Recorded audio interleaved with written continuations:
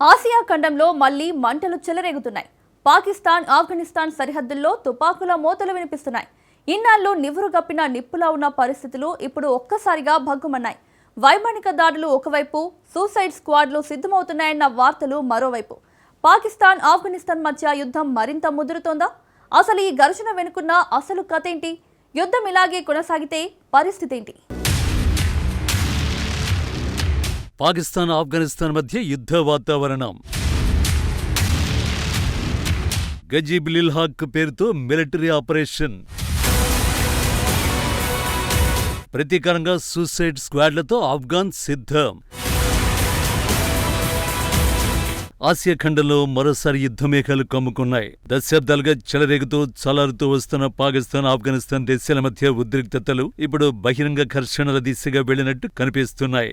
ఉప్పు నిప్పులా ఉన్న సంబంధాలు ఒక్కసారిగా మళ్లీ మంటలు రేపే. సరిహద్దు ప్రాంతాల్లో తుపాకుల మోతలు వినిపిస్తున్నాయి. ఇరు దేశాల మధ్య మాటల యుద్ధం కూడా తీవ్ర స్థాయికి చేరుకుంది. ఈ తాజా పరిణామాల్లో పాకిస్తాన్ అధికారికంగా ఆఫ్ఘనిస్తాన్పై యుద్ధ చర్యలు ప్రారంభించినట్టు ప్రకటించడంతో పరిస్థితి మరింత సంక్లిష్టమైంది.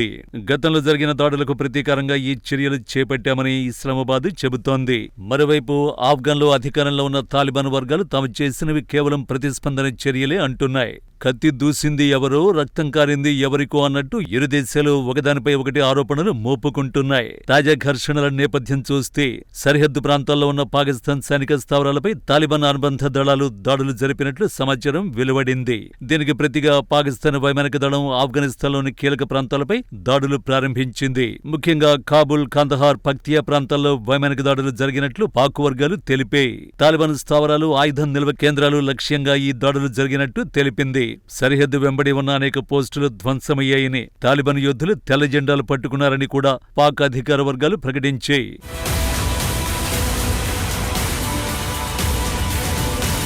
ఇక ఆఫ్ఘనిస్తాన్ వర్గాలు మాత్రం భిన్నంగా చెబుతున్నాయి. పాకిస్తాన్ ముందుగా దాడులు ప్రారంభించిందని, తమ భూభాగాన్ని రక్షించుకునే ప్రయత్నంలోనే ప్రతిస్పందించామని అంటున్నాయి. ముఖ్యంగా నంగర్హార్, ఖోస్ట్, పక్తిగా ప్రాంతాల్లో తీవ్ర ఘర్షణలు కొనసాగుతున్నాయని తాలిబాన్ ప్రతినిధులు వెల్లడించారు. అక్కడి పరిస్థితులు సాధారణ ప్రజలకి కూడా భయాందోళనలకు గురిచేస్తున్నాయి.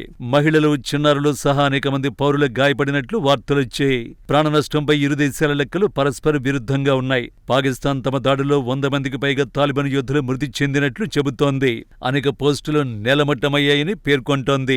మరోవైపు తాలిబాన్లు కూడా పాక్ సైనికులు మరణించారని, కొన్ని సరిహద్దు స్థావరాలు స్వాధీనం చేసుకున్నామని ప్రకటించాయి. ఒకే వాస్తవానికి 2 రూపాలు అన్నట్టు యుద్ధ పరిస్థితుల్లో నిజమేదో తెలుసుకోవడం కష్టమవుతోంది. ఈ పరిణామాలపై పాకిస్తాన్ రక్షణ మంత్రి ఖవాజా ఆసిఫ్ తీవ్ర వ్యాఖ్యలు చేశారు. తమ సహనం ముగిసిందని, ఇప్పుడు బహిరంగ యుద్ధమే మార్గమని ప్రకటించారు. అంతకుముందు కూడా పాకిస్తాన్ అంతర్గత వ్యవహారాల వర్గాలు ఆఫ్ఘాన్ భూభాగంలో దాక్కున్న మిలిటెంట్లే తమ దేశంలో జరిగిన దాడులకు కారణమని ఆరోపించాయి. అయితే ఈ ఆరోపణలకు సంబంధించి స్పష్టమైన ఆధారాలు మాత్రం బహిరంగంగా చూపించలేదు. ఆఫ్ఘనిస్తాన్ వైపు నుంచి కూడా గట్టి ప్రతిస్పందన వచ్చింది. పాకిస్తాన్ తమ అంతర్గత భద్రతా వైఫల్యాలను ఇతరులపై మోపుతోందని తాలిబాన్ ప్రభుత్వం పేర్కొంది. గతంలో పాకిస్తాన్ తాలిబాన్లకు మద్దతుగా వ్యవహరించిందనే విమర్శలు కూడా వినిపిస్తున్నాయి. పాక్ దాడులతో రగిలిపోయిన తాలిబాన్లు ప్రతీకారంగా ఆత్మాహుతి దళాల్ని సిద్ధం చేస్తున్నారు. ఈ మేరకు ఆఫ్ఘన్లోని నంగర్హార్కు చెందిన ప్రభుత్వ మీడియా బఖ్తర్ న్యూస్ ఏజెన్సీ ఆత్మాహుతి దళం ఫోటోను పంచుకుంది. బాంబర్లు, పేలుడు పదార్థాలు ఉన్న దుస్తులు, కారు బాంబులతో ప్రధాన లక్ష్యాలపై దాడులకు సిద్ధంగా ఉన్నారని ఆఫ్ఘన్ భద్రతా వర్గాలు చెప్పినట్లు చెబుతున్నాయి. సాధారణ యుద్ధంలో సైన్యాన్ని ఎదుర్కొంటుంది. కానీ సూసైడ్ స్క్వాడ్లు రంగంలోకి దిగితే పరిస్థితి పూర్తిగా మారిపోతుంది. ఇవి కేవలం సైనిక స్థావరాలకే కాకుండా వ్యూహాత్మక కేంద్రాలు, జనసంచారం ఎక్కువగా ఉండే ప్రాంతాలు, కీలక మౌలిక వసతులను కూడా లక్ష్యంగా చేసుకునే అవకాశం ఉంటుంది. అందుకే ఈ అంశం అంతర్జాతీయ సమాజాన్ని కలవరపెడుతోంది. అగ్నికి ఆజ్యం పోసినట్టు ఈ పరిణామం యుద్ధాన్ని మరింత ప్రమాదకర దిశగా నెట్టే అవకాశం ఉంది. పాకిస్తాన్ వైపు నుంచి కూడా కఠిన హెచ్చరికలు వినిపిస్తున్నాయి. తమపై ఎటువంటి ఆత్మాహుతి దాడులు జరిగినా తీవ్రంగా ప్రతిస్పందిస్తామని ప్రకటించింది. ఇప్పటికే వైమానిక దాడులు కొనసాగుతున్న నేపథ్యంలో సూసైడ్ స్క్వాడ్లు రంగంలోకి దిగితే పరిస్థితి నియంత్రణ తప్పే ప్రమాదం ఉందని విశ్లేషకులు చెబుతున్నారు. సరిహద్దు వివాదాలు, పాత పగలు, రాజకీయ లెక్కలు ఇవన్నీ ఒకవైపైతే ఇప్పుడు ఆత్మాహుతి దళాల అంశం ఈ సంక్షోభాన్ని మరింత తీవ్రతరం చేస్తోంది. ఎందుకంటే యుద్ధం ఎప్పుడూ సైనికుల మధ్యనే ఆగిపోదు. దాని మంటలు సామాన్యుల జీవితాలను కూడా తాగుతాయి.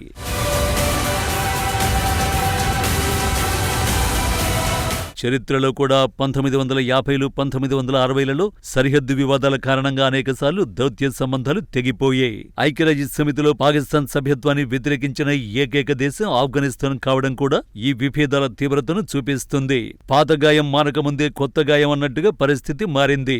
ఇప్పటి యుద్ధ వాతావరణం కేవలం 2 దేశాలకే పరిమితం కాదు, ప్రాంతీయ స్థిరత్వంపై కూడా దీని ప్రభావం పడే అవకాశం ఉంది. ఈ పరిస్థితుల్లో ఇరాన్ మధ్యవర్తిత్వానికి సిద్ధమని ప్రకటించింది. ఇరు దేశాలు శాంతి మార్గం వైపు రావాలని పిలుపునిచ్చింది. పాకిస్తాన్ వక్రబుద్ధి మారడం లేదు. తమ దేశంపై ఎవరు దాడి చేసినా, ఎక్కడ ఏం జరిగినా దీనికి కారణం భారత్ అంటూ తీవ్ర ఆరోపణలు చేయడం దాయాది దేశానికి కామన్ గా మారిపోయింది. తాజాగా ఆఫ్ఘనిస్తాన్ పాకిస్తాన్ సరిహద్దులో ఉద్రిక్త పరిస్థితులు నెలకొన్న విషయం తెలిసిందే. ఈ అంశంలో భారత్ జోక్యం ఉందంటూ మరోసారి ఆ దేశ రక్షణ మంత్రి ఖవాజా ఆసిఫ్ సంచలన ఆరోపణలు చేశాడు. ఢిల్లీ కాబూల్ కలిసి పాకిస్తాన్ పై ప్రాక్సీ యుద్ధం చేస్తున్నాయన్నాడు. ఆఫ్ఘన్లు దాడులు చేసేలా భారత్ ప్రేరేపించింది అన్నాడు. కానీ ఈ అంశాన్ని భారత్ అంగీకరించదని, ఎందుకంటే కాబూల్తో చాలా మంచి సంబంధాన్ని కలిగి ఉందని తీవ్ర వ్యాఖ్యలు చేశాడు.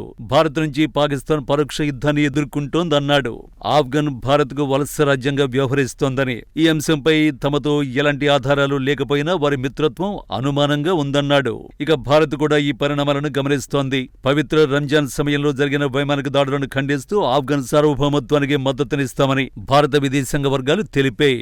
మహిళలు, పిల్లలు ప్రాణాలు కోల్పోవడం బాధాకరమని పేర్కొన్నారు. చెట్టు పెద్దదైనా నీడ చిన్నదైతే ప్రయోజనం లేదు అన్నట్టు శక్తివంతమైన దేశాలు బాధ్యతగా వ్యవహరించాలనే అభిప్రాయాలు వ్యక్తమవుతున్నాయి. మొత్తానికి పాకిస్తాన్ ఆఫ్ఘనిస్తాన్ మధ్య తాజా ఘర్షణలు ఒక రోజు లేదా ఒక ఘటన ఫలితం కావు.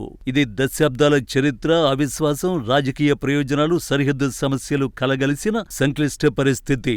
యుద్ధం ఎప్పుడూ సమస్యలకు శాశ్వత పరిష్కారం కాదని చరిత్ర చెబుతోంది. యుద్ధం గెలిచిన మనిషి ఓడిపోతాడు అన్న నిజాన్ని మళ్లీ గుర్తు చేస్తోంది. ఇక రాబోయే రోజుల్లో శాంతి చర్చలు జరుగుతాయా లేక ఘర్షణలు మరింత విస్తరిస్తాయా అన్నది వేచి చూడాలి.